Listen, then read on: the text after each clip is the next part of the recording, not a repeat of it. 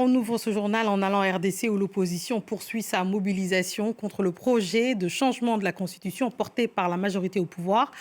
Elle accuse Félix Tshisekedi de vouloir se maintenir au pouvoir au-delà de son second mandat qui expire en 2028. L'opposition a appelé ses militants à tenir un sitting à Kinshasa, mobilisation dispersée par les forces de l'ordre. Les précisions de notre correspondante Aurélie Bazaraki-Bangoula. Ce sont des leaders de l'opposition avec des chemises tachées de sang soutenus à bout de bras par des militants que nous avons vus aujourd'hui à Kinshasa.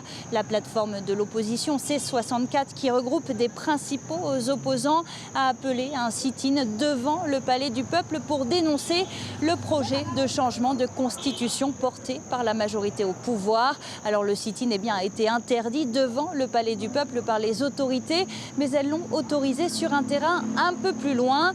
Un important dispositif policier a été déployé dans la zone.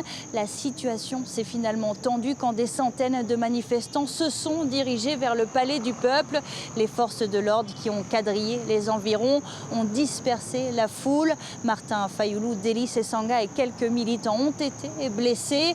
Le siège de l'ESID, le parti de Martin Fayulu, a été saccagé, selon les militants, par des policiers et des membres se réclamant des forces du progrès, ces militants proches du pouvoir.